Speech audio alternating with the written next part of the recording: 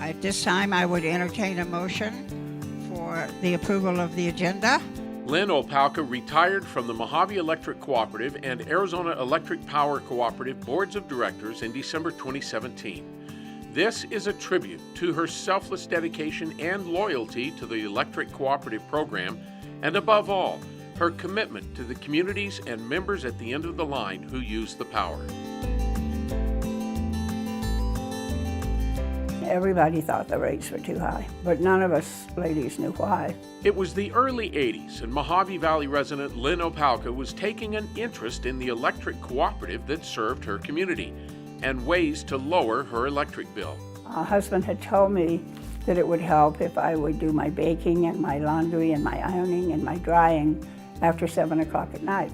So I shared this with the ladies of the art class. There were about, probably 35 or 40 of us. And we got to talking, and they tried it, and it seemed to lower their bill. Her friends were impressed. You should be on the board, they told Lyn. So Lyn, who had never run from a challenge, started thinking about it. Maybe it was chance, or maybe it was meant to be.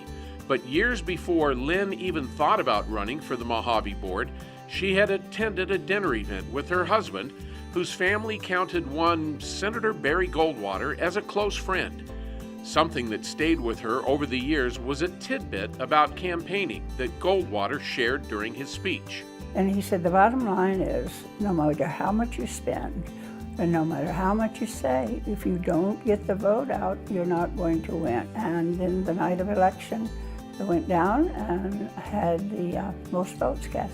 She would continue to get the most votes cast for 35 years. She was the only woman on the Mojave board at that time and the first woman to be elected president of that board. In fact, the first woman elected president of the board of any Arizona Electric Cooperative, never thinking that wasn't the way it should be. I never felt threatened. I was raised by my grandparents, and they told me anything I wanted to do, I could do. And I was interested in those particular fields. I didn't consider the fact that they were male-dominated at the time. Lyn's achievements not only span more than 3 decades, they include dozens of cooperatives, companies, and organizations. These are just a few of the highlights.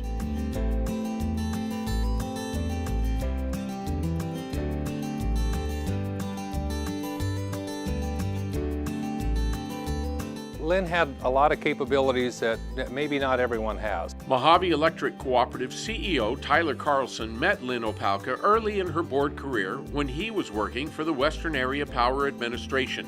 They were both working on a way to get power to a steel company that wanted to set up shop in the Kingman area. Political considerations brought them both together at a meeting at the governor's office. And I was awful impressed with both her business acumen as well as her knowledge of the electric system and how the electric system works. And she was really impressive, and when I walked away from the meeting, I said, wow, that's one sharp person right there. Another leadership quality that she had is not only the ability to tell you what she thought and tell you where she thought a company should go or a decision should go, but Lyn also has an innate capability to listen and comprehend. There are leaders out there that are good at strength and business acumen and telling others what to do, but not necessarily the ability to listen and then turn that into action herself. Strength and having a business acumen are important, but she also has a core sensitivity to her that she treated people very, very well. That core sensitivity for others has motivated Lyn to a life of public service for more than 5 decades, including 35 years with Mojave for dozens of organizations.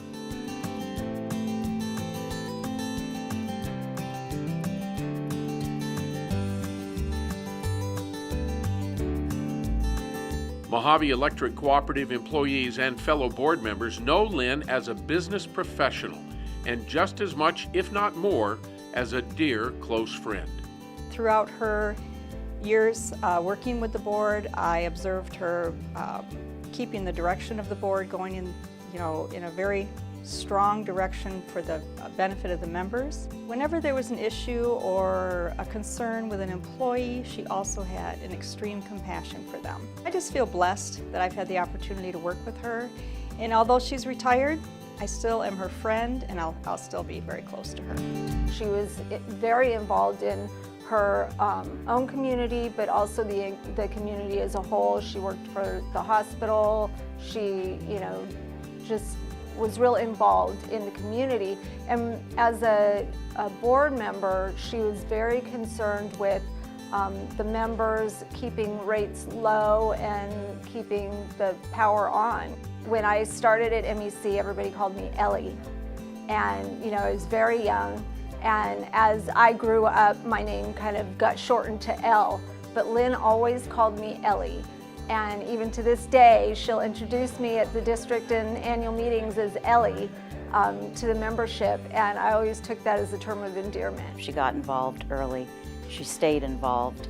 She really felt pleased with the change with Tyler Carlson and his commitment to the members and his commitment to the community, and working with the board, working with Tyler to make that something that she was proud of and something she had always wanted. She rolled into that role of a leadership kind of easily. It was very natural for her to be a leader, and people saw that. The community didn't quite know what the electric co-op was.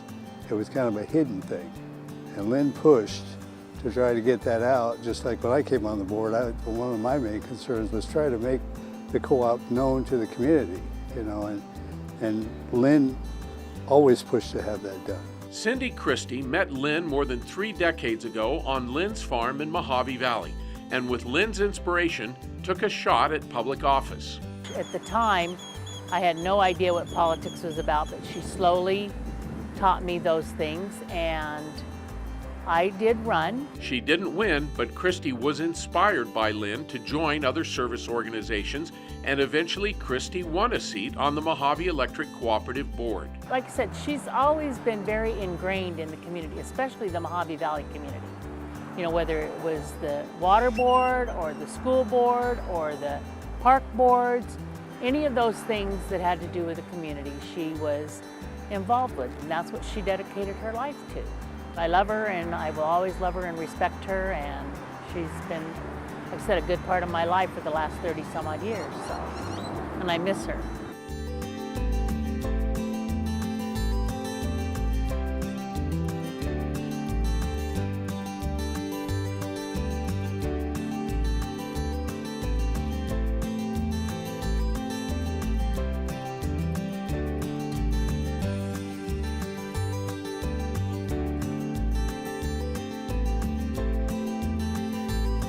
I miss you. Still wish we were here. You get some awful big shoes to fill, and I don't think I could ever do it. It's hard to do without you, but we're trying. We're struggling on. Hope everything goes great with you in your future. You and John both. Take care. I want to thank you so much for the time and love and support that you gave me.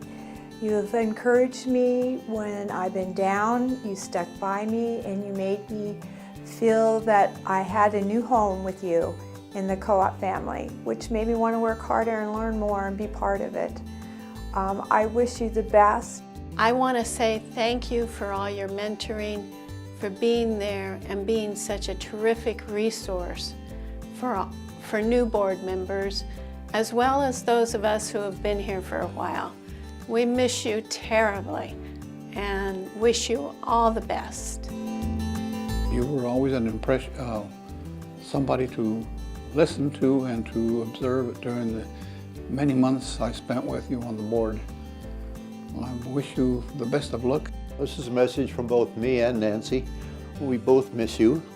I want to thank you for all the opportunities you've given me and the faith and the trust you put in me. And I want to thank you for everything that you've done for Jack and I and the co-op world, from local to state to national. We love you.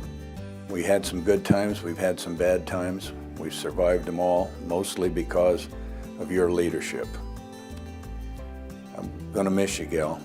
God bless you and good health.